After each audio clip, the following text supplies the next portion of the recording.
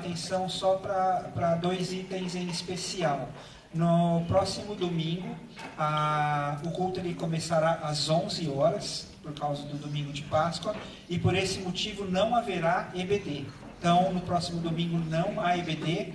Então, se o irmão chegar aqui às 10, o irmão vai encontrar tudo aberto, porque o pessoal do teatro vai estar aqui, mas não haverá EBD. Esse é o primeiro aviso importante. E o segundo aviso importante é que logo após o término do culto, haverá uma breve assembleia de igreja, aqui mesmo nos Pimpões, logo mesmo a encerrar o culto, será um tópico somente para os delegados que irão à Convenção Batista.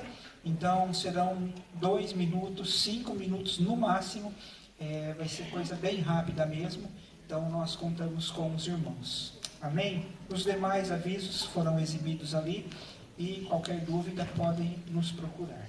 Amém? Vamos ficar com o prelúdio.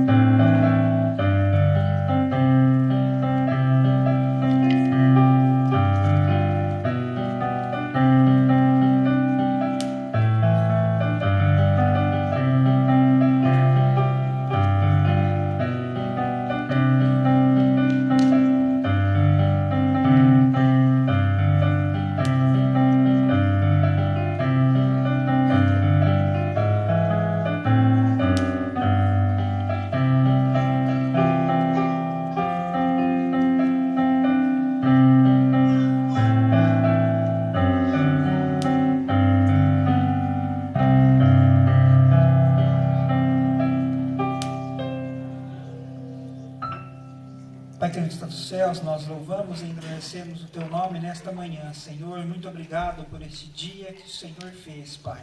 Nós queremos neste momento louvar e engrandecer o Teu nome, reconhecendo, Senhor, a Tua grandeza e a Tua soberania, Senhor. Pedimos, Senhor, que o Senhor receba este culto como cheiro suave a Ti, Pai querido. E que, Senhor, deixe o Teu Espírito Santo operar em nosso meio, em nossos corações, Senhor, dizendo aquilo que o Senhor deseja para as nossas vidas, Pai querido, trazendo cura, Senhor, no nosso meio, trazendo tudo aquilo que o Teu Espírito Santo pode fazer, Senhor, segundo a Tua vontade, Pai. Opera em nós, Senhor. É o desejo do nosso coração nesta manhã, em nome de Jesus. Amém. Quero convidar os irmãos a se colocarem de pé. Nós vamos fazer a leitura bíblica de Filipenses 2, de 5 a 11. Então, como de costume, nós faremos esta leitura de forma alternada. Filipenses 2, de 5 a 11, diz: de sorte que haja em vós o mesmo sentimento que houve também em Cristo Jesus.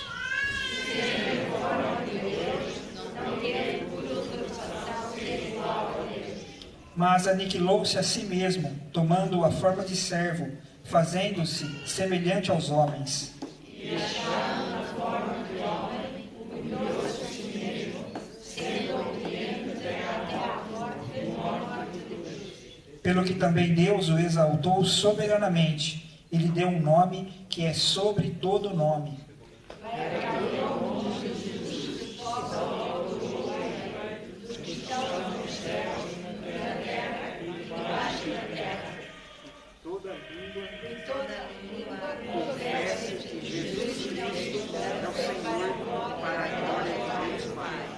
Amém. Glorificado seja o nome do Senhor. Neste domingo, nós celebramos o Domingo de Ramos, e esse texto, ele diz que Jesus Cristo ele se esvaziou de sua divindade e veio à terra em forma de homem. E vindo em forma de homem, ele se humilhou e ele sofreu e ele foi obediente até aquela morte de cruz. Tudo isso por amor e tudo isso porque ele é o nosso Salvador. E é isso que eu convido os irmãos a estarem cultuando juntos agora, cantando Salvador Bendito.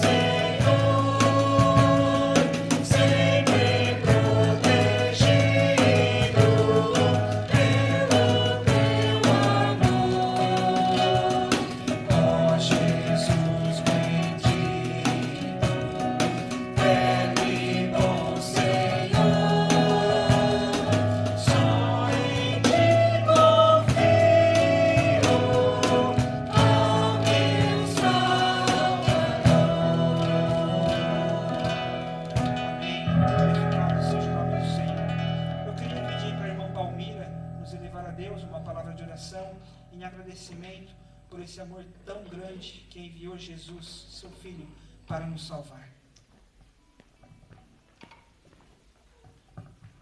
Senhor nosso Deus e Pai, graças te damos porque estamos aqui reunidos em teu nome. Graças te damos por tudo o que tens feito por nós e as bênçãos que derramas sobre nós. Quero também, eu, neste momento, agradecer pela vinda do teu filho Jesus a este mundo para nos salvar dos nossos pecados e dos sacrifícios que ele fez na cruz. Obrigado, Senhor. Abençoa cada irmão que está aqui esta manhã e também pedimos pelos que não vieram, Senhor, que os acordes para que possam estar na tua casa. Obrigado, Senhor, em nome de Jesus. Amém. Amém, amém. Ainda em pé, vamos continuar louvando o nome do Senhor com a música Jesus, Pastor Amado.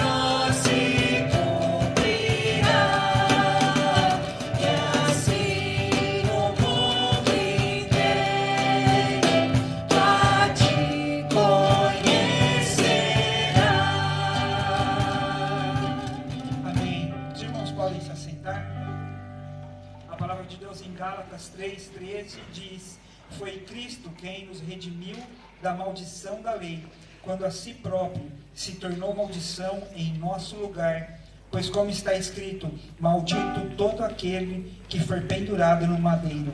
E em Tito 2:14, ele que se entregou a si mesmo por nós, para nos remir de toda maldade e purificar para si um povo todo seu, consagrado às boas obras. Cristo, ele se entregou, ele foi pregado no madeiro, numa cruz, e é por isso que o desejo do nosso coração é estar aos pés da cruz, aos pés de Cristo, a fazer a vontade dele, a ouvir o que ele tem para nós e colocar isso em prática no nosso dia a dia. Por isso eu convido-vos a cantar Quero Estar ao Pé da Cruz.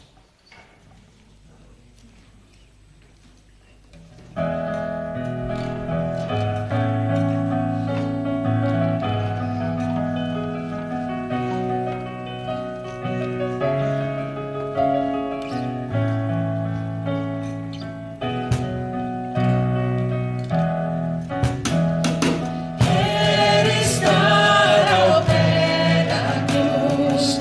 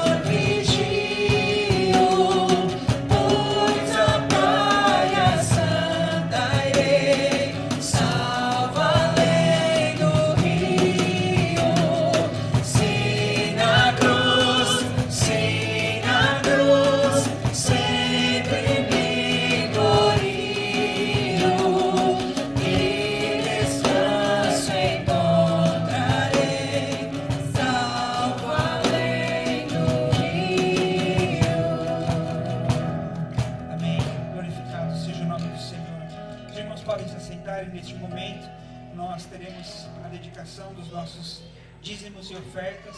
Queria pedir aos irmãos diáconos que vão nos auxiliar essa hora. E nós vamos cantar neste momento, aleluia, aleluia, gratos hinos entoai.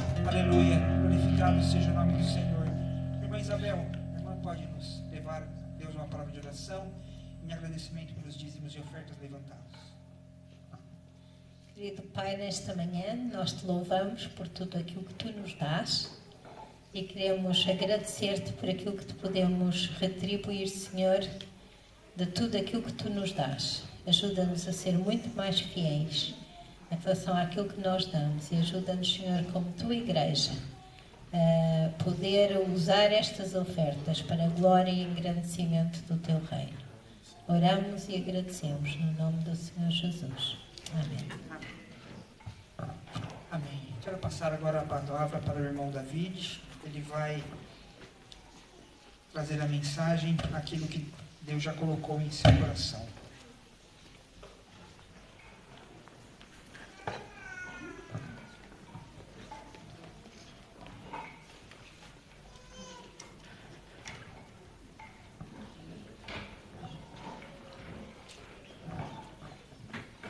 Bom dia a todos os irmãos, a quem eu ainda não cumprimentei. É bom estarmos juntos neste dia em que iniciamos uma semana de grande significado para os cristãos, em que ano após ano recordamos a trajetória do nosso Senhor, Jesus Cristo, até à cruz, da cruz para um sepulcro escuro, mas desse sepulcro para a vitória da ressurreição. Estou muito feliz esta manhã, em particular por estar aqui a nossa irmã Natália. Bem-vinda, Natália. É uma alegria ter-te novamente no nosso meio. E é sinal de que também estás a apresentar melhorias físicas nesta tua recuperação. E de igual modo saúdo a cada um que aqui está presente esta manhã. Então vamos ler um dos textos bíblicos que relata a entrada de Jesus em Jerusalém. Este é um relato que aparece em vários evangelhos E eu, ao longo desta semana, estive a ler as várias versões e a recolher informação destas várias versões nos vários evangelhos. Mas agora, para nos situarmos melhor, para iniciarmos o estudo, vamos ler o relato que aparece no Evangelho de Lucas, no capítulo 19.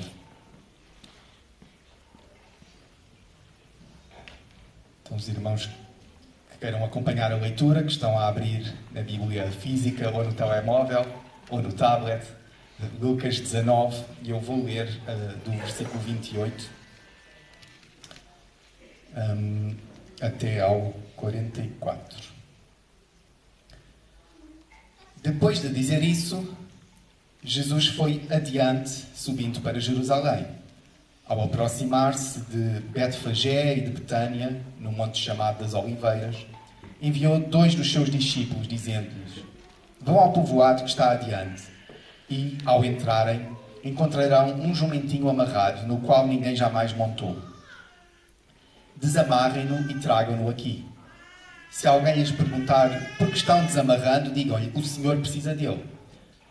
Os que tinham sido enviados foram e encontraram o animal exatamente como ele lhes tinha dito. Quando estavam desamarrando o jumentinho, os seus donos lhes perguntaram: por que vocês estão desamarrando o jumentinho? E eles responderam: o Senhor precisa dele. Levaram-no a Jesus, lançaram seus mantos sobre o jumentinho e fizeram que Jesus montasse nele. Enquanto ele prosseguia, o povo estendia os seus mantos pelo caminho. E quando ele já estava perto da descida do Monte das Oliveiras, toda a multidão dos discípulos começou a louvar a Deus alegremente e em alta voz por todos os milagres que tinham visto. Exclamavam: bendito é o Rei que vem em nome do Senhor. Paz no céu e glória nas alturas. Alguns dos fariseus que estavam no meio da multidão disseram a Jesus: Mestre, repreende os teus discípulos. Eu lhes digo, respondeu ele, se eles se calarem, as pedras clamarão. Quando se aproximou e viu a cidade, Jesus chorou sobre ela e disse: se você compreendesse neste dia, sim, você também, o que traz a paz. Mas agora isso está oculto aos seus olhos. Virão dias em que os seus inimigos construirão trincheiras contra você, a rodearão e a cercarão de todos os lados. Também a lançarão por terra, você e os seus filhos. Não deixarão pedra sobre pedra, porque você não reconheceu a oportunidade que Deus lhe concedeu. Este é um dos textos, então, que relata a entrada de Jesus em Jerusalém. Um dos textos que nos remete para este dia, que nós chamamos, na tradição cristã, o Domingo de Ramos. E a pregação, a mensagem que eu quero partilhar com os irmãos, tem este tema, o Domingo de Ramos.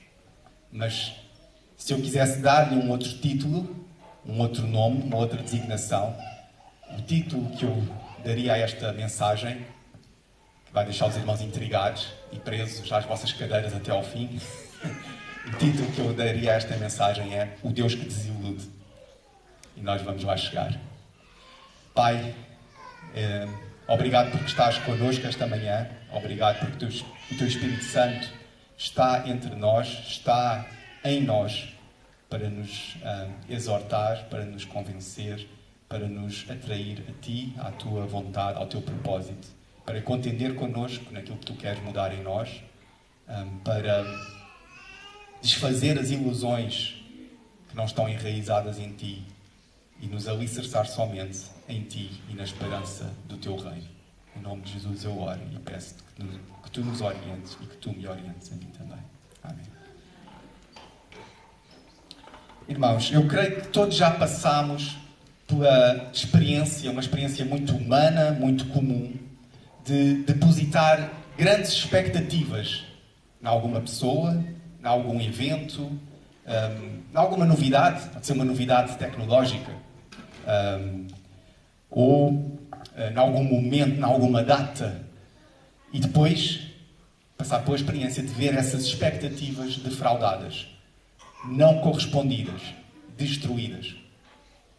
Deixamos crescer em nós a ansiedade e a esperança de que algo ou alguém nos vai trazer algo tão bom, tão esperado, tão desejado, mas depois ficamos desiludidos e amargurados com o desenrolar dos acontecimentos. Isto pode acontecer com assuntos, com áreas tão banais, tão mundanas, como aquele craque futebolístico que promete revolucionar a qualidade de jogo da nossa equipa. Que promete catapultar o nosso time para um outro nível, não é? Eu não sei se está aqui alguém do Santos que passou por essa experiência quando o Neymar regressou recentemente ao Santos. Eu passei um bocadinho por isso com o Di Maria no Benfica. A esperança de que com este jogador, um grande jogador sem dúvida, mas que ele levasse a qualidade do jogo do Benfica para outro patamar. Mas depois às vezes a realidade desmente essas expectativas. Porque nestes jogadores de que estamos a falar, a idade pesa, as lesões continuam, lesão após lesão, os falhanços sucedem-se uns aos outros. Esta experiência tão humana que eu estou a referir também pode estar relacionada com a vida amorosa. A esperança de um grande romance que se tornará uma história de amor para a vida, mas que depois da fase de paixão inicial origina uma relação complicada e, talvez, uma separação dolorosa.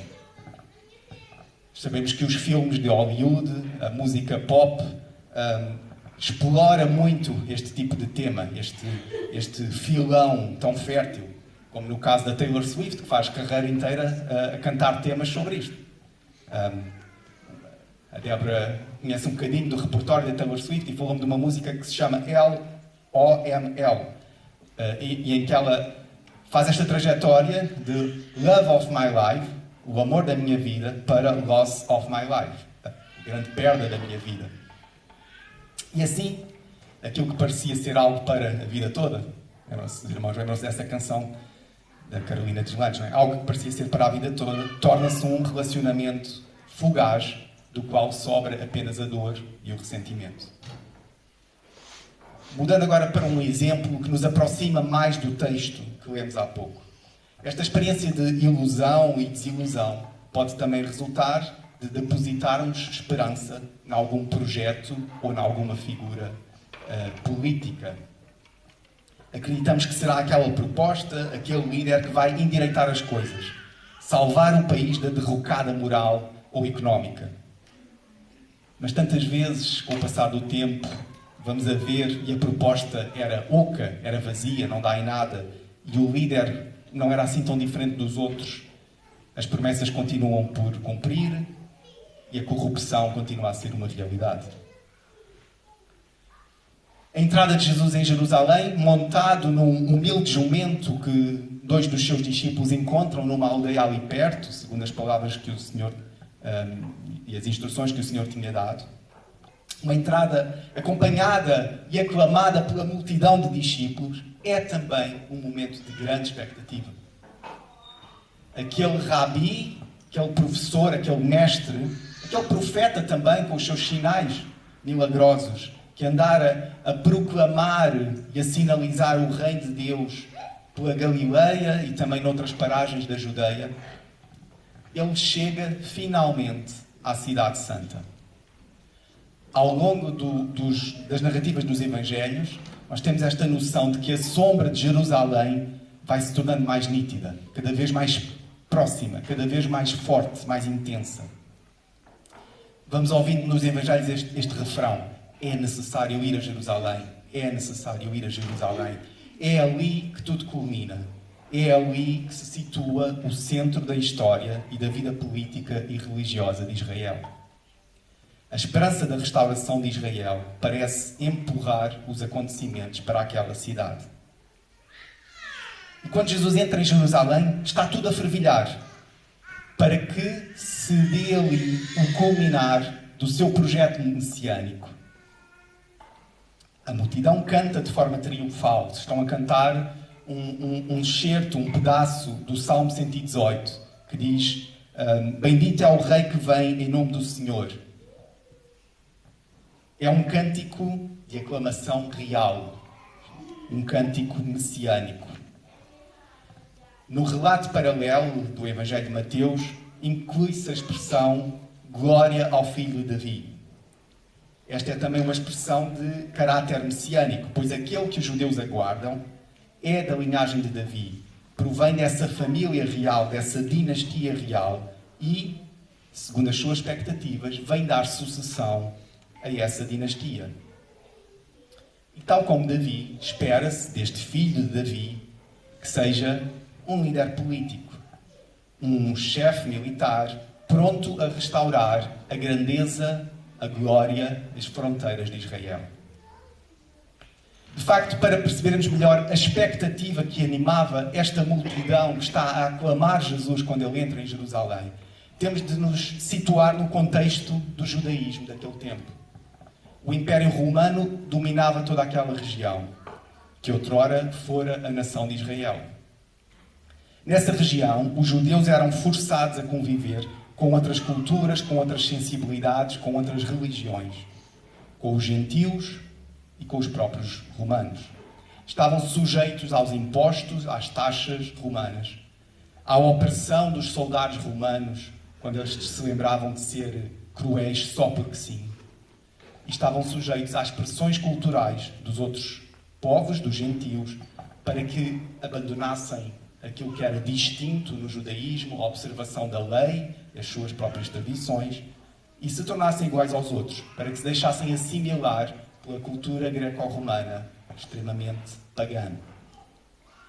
Então, naquele contexto, o que muitos judeus desejavam, e esperavam, ansiavam, era uma revolta armada contra os romanos.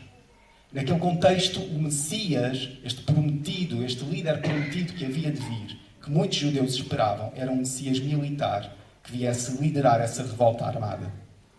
E por isso nós sabemos, pela história, os registros históricos extra-bíblicos, mas também que vêm da própria Bíblia, sabemos que houve muitos outros candidatos messiânicos naquele tempo e que muitos deles morreram quando começaram aquele tipo de revoltas armadas.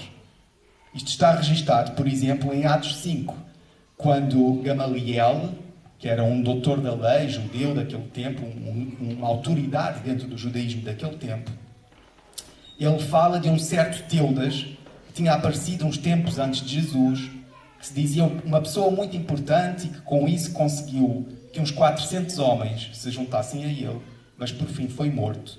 Os que andavam com ele espalharam-se e ficou tudo em nada.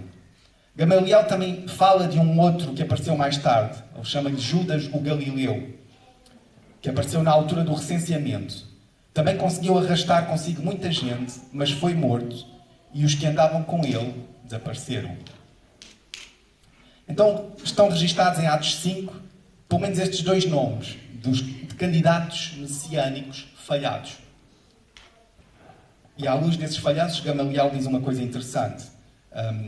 Em Atos 5, o que tinha acontecido é que os apóstolos tinham sido presos e os líderes dos judeus queriam matar os apóstolos. Mas Gamaliel sugere que não façam nada contra os apóstolos, porque se o movimento de seguidores de Jesus é apenas ideias de homens, então acabará também por falhar. Mas se este movimento vem de Deus, então há de prevalecer. São estas as palavras sábias de Gamaliel.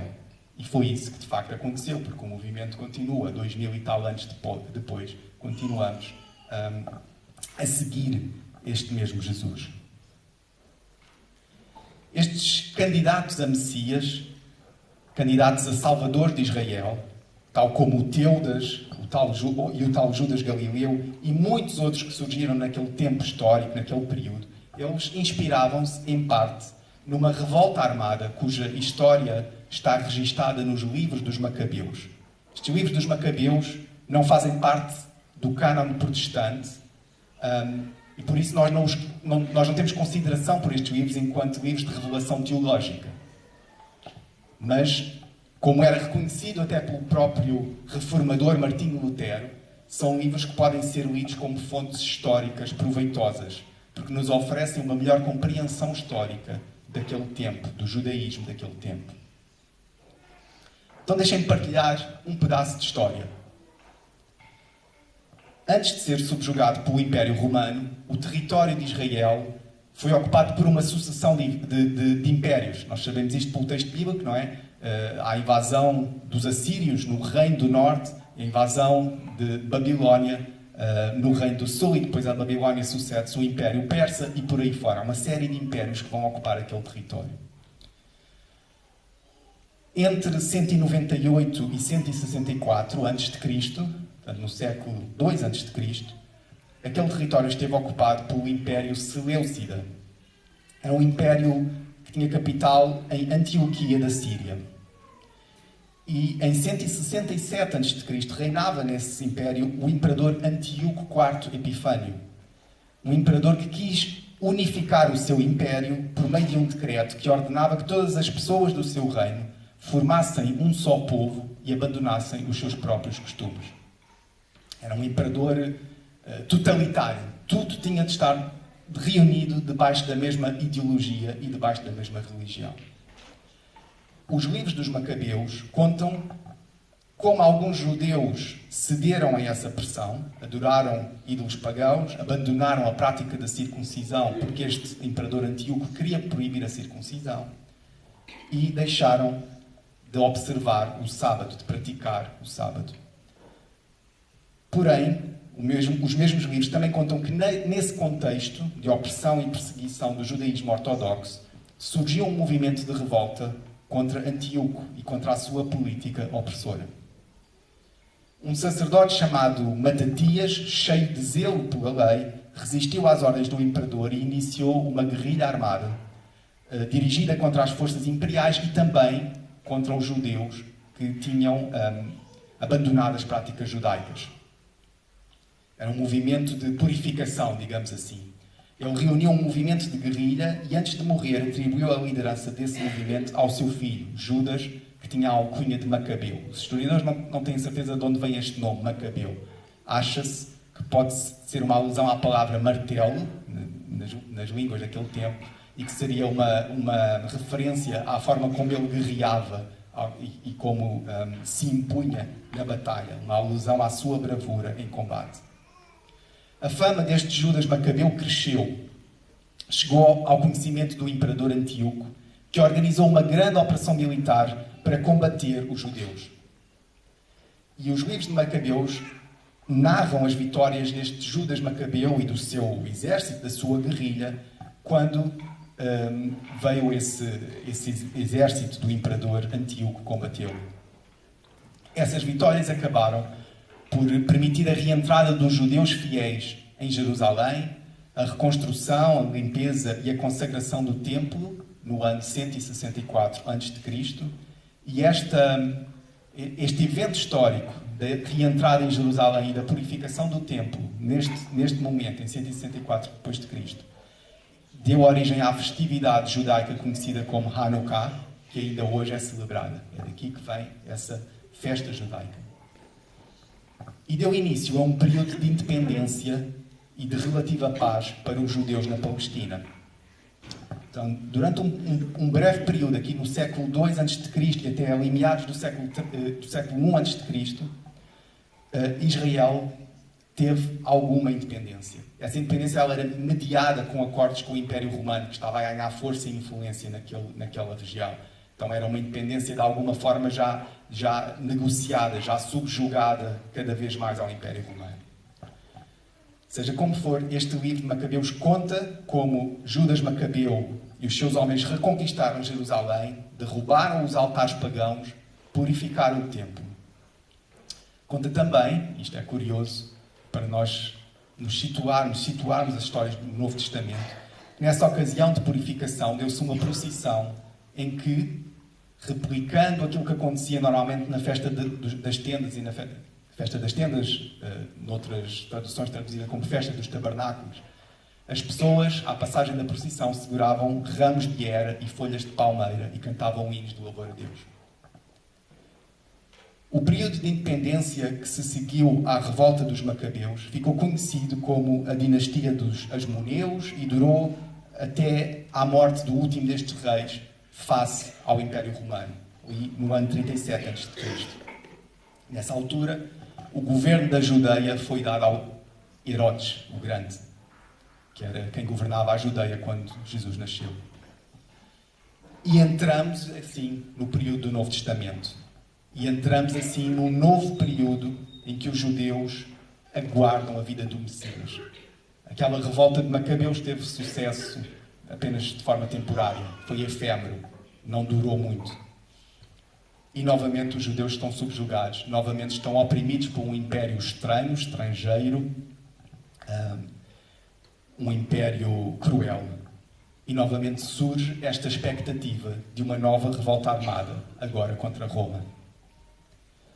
Então, tal como os macabeus entraram em Jerusalém num cortejo de louvores rodeados de ramos de hera e folhas de palmeira, é curioso que, num dos relatos da entrada de Jesus em Jerusalém, encontramos também uma referência às folhas de palmeira. Não foi naquele que lemos. Mateus e Lucas contam-nos apenas que as pessoas colocavam as suas capas à passagem de Jesus, à passagem do jumentinho ao qual Jesus montava.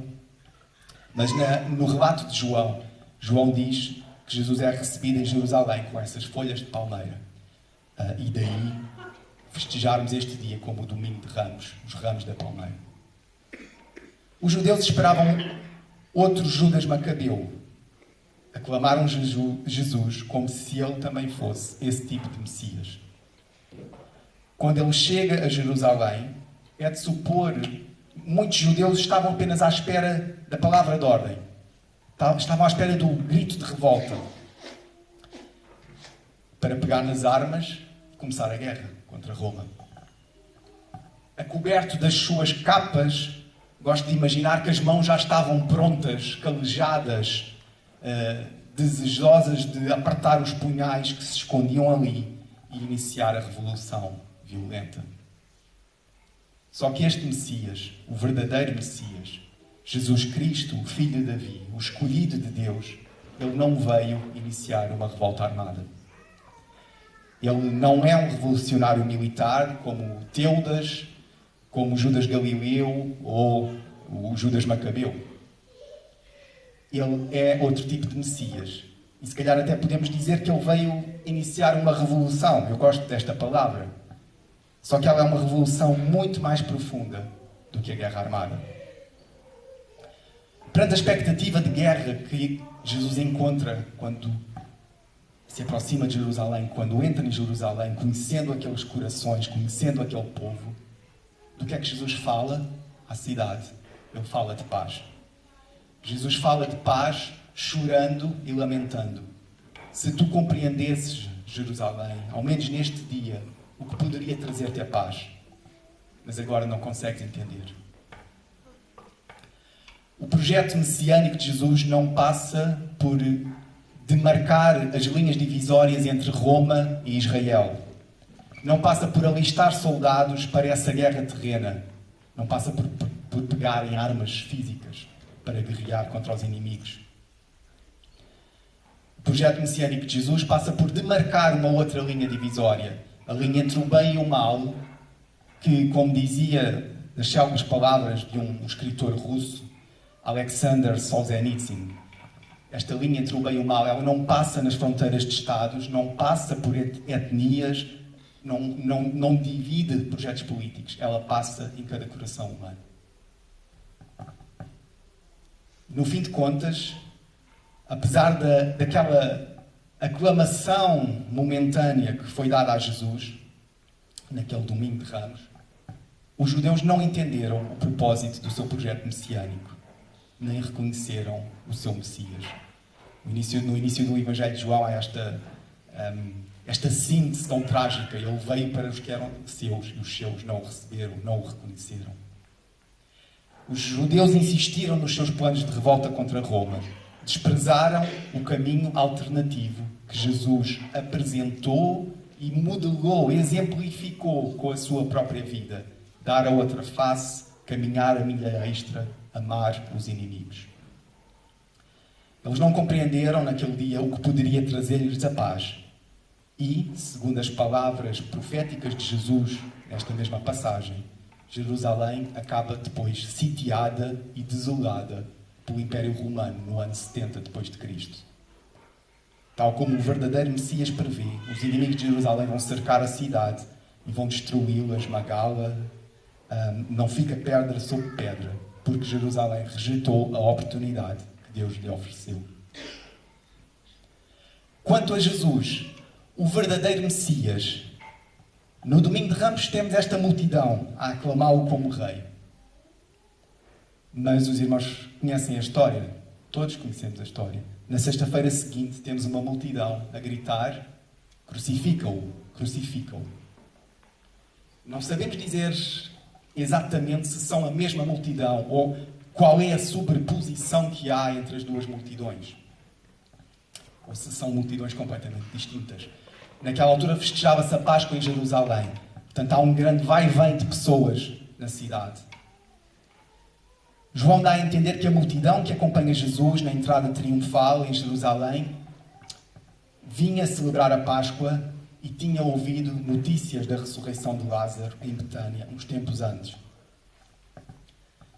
Por causa dessa multidão, os fariseus e doutores da lei sentiam que não podiam fazer nada contra Jesus. Isto surge em alguns dos evangelhos, depois deste relato da entrada triunfal. Eles já estavam a conspirar contra Jesus, mas tinham medo da multidão. O que é certo é que poucos dias depois, já não encontramos nenhuma multidão entusiasmada com o verdadeiro Messias. Não encontramos nenhuma multidão pronta a segui-lo e a protegê-lo. Quando vão prender Jesus no jardim do Getsemane, na quinta-feira, não há nenhuma multidão que o defenda. Há apenas Pedro. Também ele a animar estes desejos messiânicos. Também ele pronto para a revolta armada. Apenas Pedro pronto a pegar na espada para defender o seu Senhor. No dia seguinte, quando Jesus é apresentado por Pilatos à multidão, esta prefere soltar um outro homem. Não é? Os irmãos lembram dessa parte da história. Pilatos dá a escolher à multidão: querem que eu vos solte Barrabás ou aquele a quem vocês chamam o rei dos judeus, este Jesus? A multidão prefere soltar Barrabás e crucificar Jesus. Barrabás, que era um ladrão. No grego a palavra é lestes. E os estudiosos dizem-nos que muito provavelmente este termo não designa o tipo de ladrão responsável por pequenos furtos. Não era aquele que andava a roubar carteiras ali na Carris, em Lisboa. Mas o termo, muito mais provavelmente, designa crime violento e politicamente motivado. Mais uma vez, a multidão prefere soltar o criminoso político. A multidão prefere ficar com o revolucionário violento e mandar crucificar o Messias que prega a paz. De entre as muitas coisas que este episódio nos ensina, uma delas é que não podemos confiar nas multidões. Um filósofo cristão dinamarquês, Søren Kierkegaard, ele dizia que a multidão é mentira. O espírito de turba, faccioso, contagioso, que se apodera das multidões e as leva muitas vezes a cometer atrocidades, é algo que os evangelhos deixam exposto e condenado. Foi por causa desse tipo de espírito que a multidão quis, primeiro, aclamar Jesus, mas, passados uns dias, já o queria crucificar. Este espírito da multidão é volátil, é perigoso, não é verdadeiro. E fica uma pergunta para nós: em que ocasiões é que nos deixamos dominar por espírito idêntico? Seja na vida prática, nos locais de trabalho, onde se pode, em certas circunstâncias, estar toda a gente contra uma pessoa, na vida de igreja até, ou, talvez mais frequentemente hoje em dia, no mundo online. Será que por vezes nos deixamos dominar por esta turba que procura botes expiatórios e que se fortalece da mentira? Avançando para uma conclusão. Porquê é que os judeus rejeitaram Jesus? As razões são múltiplas.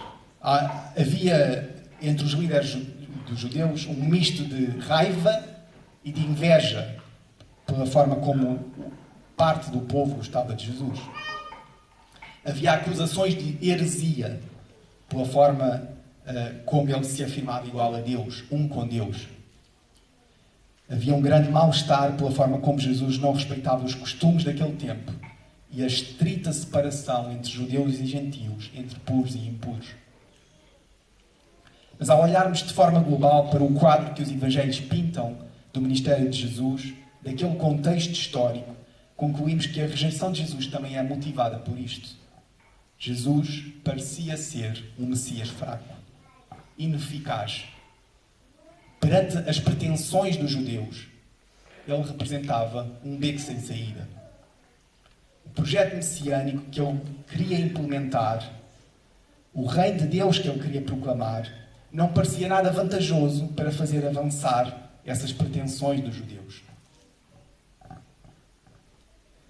Nesse sentido, como ele não era um Messias igual aos outros supostos Messias, pronto para a guerra contra Roma, Jesus desiludiu os judeus e foi crucificado por conta dessa desilusão. Isto tudo que eu estive a dizer, parte do que eu estive a dizer pode parecer apenas factos históricos. Parece que estamos numa aula de história e que estou apenas a transmitir informação sobre a história dos judeus. Mas é mais do que isso. Porque nestes eventos históricos, o que está a ser revelado é o próprio caráter de Deus, através do seu Filho Jesus Cristo. Em Jesus, nesta trajetória de Jesus, nós conhecemos um Deus que desilude. Mas atenção, irmãos, isto é bom, isto é positivo. Porque se ele desilude, significa que ele deita por terra as falsas ilusões, as vãs ilusões, no caso do povo judeu, para colocar no seu lugar uma esperança muito mais profunda, verdadeira e duradoura.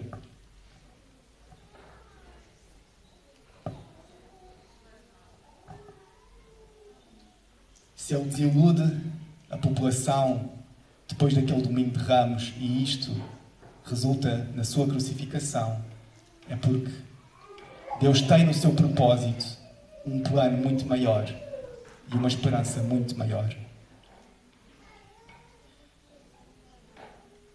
E o que fica para nós é também uma pergunta. Que projetos da nossa vida, que falsos fundamentos da nossa vida é que Deus quer trazer à desilusão? Para colocar no seu lugar uma esperança mais robusta, mais verdadeira, mais eterna. Que falsos triunfalismos, falsas crenças é que têm tido lugar no nosso coração e que precisam de ser eliminadas, destruídas, para que o nosso Messias seja apenas Jesus, o Senhor.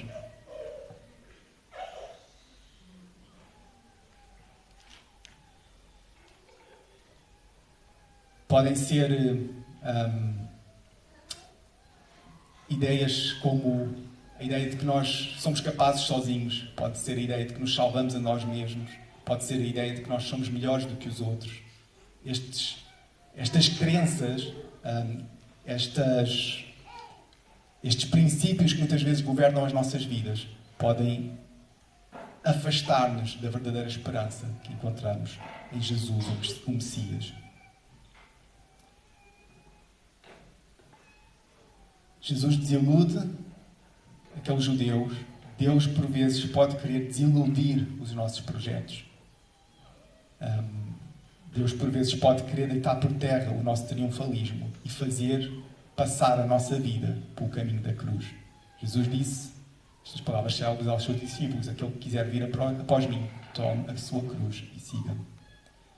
Então, irmãos, o desafio que eu quero deixar aos irmãos nesta Semana Santa, nesta semana em que recordamos a Páscoa, é o desafio de pensarmos na nossa vida à luz desta história. O que é que em nós também precisa de ser desiludido para dar lugar à esperança verdadeira? O que é que em nós precisa de reconhecer o verdadeiro caráter e essência de Deus em Jesus Cristo, o seu Messias, o crucificado e ressurreto? Continuemos a pensar, a meditar sobre isto e a deixar que Deus nos guie e ilumine o nosso caminho à luz do Deus que desilude para criar uma esperança maior. E pensemos nisto nesta semana pascal, ao pé da cruz, aos pés da cruz de Cristo.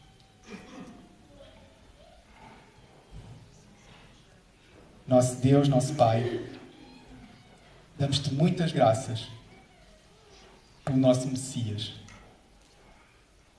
pelo nosso Senhor Jesus, o nosso Salvador, Pai.